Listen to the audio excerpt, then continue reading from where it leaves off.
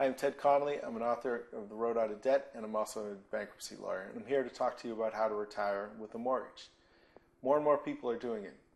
So don't feel bad if you still have a mortgage. Don't feel like you're behind the curve. It's not necessarily a bad thing, but the most important thing to think about is that can you afford to have that mortgage when you retire? You have to make sure you can budget properly with the mortgage in mind, is that it's going to be a fixed cost until the end of the term. So one possibility would be to pay off your mortgage with the savings that you have, which is sometimes thrown out there as an option for people who have a mortgage going to retirement. I would not recommend this. I think it's more important that you have your savings available to you and you can use that money in other ways and keep your mortgage.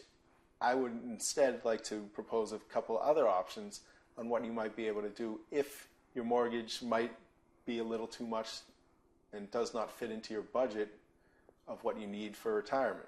I mean, first option I recommend would be to move out of your house to a smaller house. That way you are going to save that expense. I know the family home is important and it has a great sentimental value, but if you can, you would really benefit yourself greatly if you move to a smaller house, cut down on the mortgage payment, or hopefully have no mortgage at all with this move to the smaller house.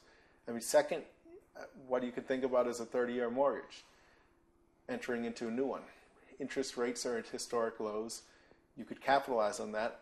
It puts the payment down at a lower rate, and then there might be some left over when you die, but it most likely won't be a huge amount, and it will benefit you with a lower payment throughout your retirement.